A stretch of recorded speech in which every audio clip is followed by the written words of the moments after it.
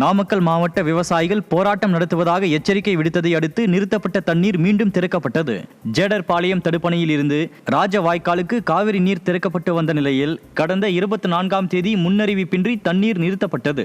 இதனால் அதிருப்தியடைந்த விவசாயிகள் பரமத்தி வேலூர் நீர்வளத்துறை உதவி பொறியாளர் அலுவலகத்தை முற்றுகையிட்டு போராட்டத்தில் ஈடுபட்டனர். இதனால் பீதியடைந்த அதிகாரிகள் மீண்டும் தண்ணீர் திறந்துவிட்டனர். இதையடுத்து இனி எப்போதும் முன்னறிவிப்பின்றி தண்ணீர் நிறுத்தப்படக்கூடாது என விவசாயிகள் வலியுறுத்தினர். கும்பகோணம் மாநகராட்சி பகுதிகளில் நிலவும் குடிநீர் தட்டுப்பாட்டால் பொதுமக்கள் கடும் அவதியடைந்து வருகின்றனர்.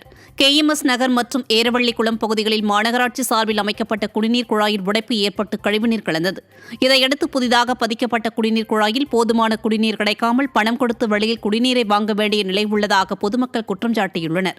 குடிநீர் விநியோகத்தில் கூட ஊழல் மற்றும் முறைகேட்டில் ஈடுபடும் திமுகவினர் மீது சரமாரி புகார் கூறும் பொதுமக்கள் போர் அடிப்படையில் குடிநீர் வழங்க மாநகராட்சி சார்பில் நடவடிக்கை எடுக்க வேண்டும் என கோரிக்கை விடுத்துள்ளனர்.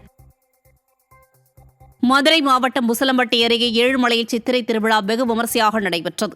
சித்திரை திருவிழாவை முன்னிட்டு ஆத்தங்கரைப்பட்டி சுப்பிரமணிய சுவாமி கோயிலில் இருந்து முருகப்பெருமான், வள்ளி, தெய்வானை சமேதராக மயில் வாகனத்திலும், ஏழுமலை பெருமாள் கோயில் ஸ்ரீமன் நாராயணன் அனுமந்த் வாகனத்திலும் எழுந்தருளினார்.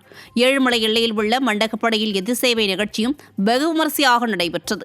இதில் ஏராளமான பக்தர்கள் பங்கேற்று தண்ணீரை பீச்சியும் மஞ்சள் நீராடியும் பக்தி பெருக்குடன் ஆடியும் பரவசத்துடன் வழிபாடு நடத்தினர்.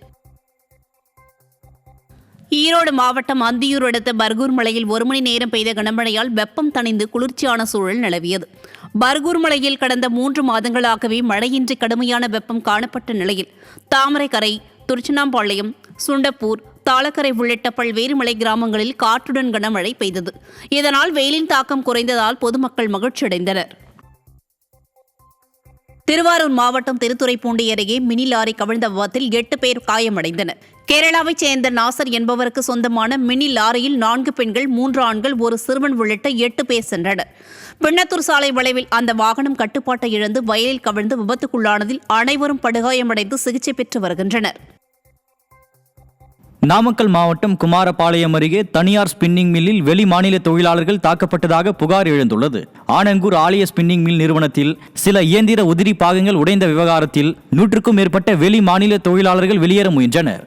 அப்போது அவர்களின் உடைமைகள் எடுத்துச் செல்ல விடவில்லை என்றும் அவர்கள் தாக்கப்பட்டதாக புகார் எழுந்தது. இதுகுறித்த வீடியோ வெளியாகி பெரும் பரபரப்பை ஏற்படுத்தி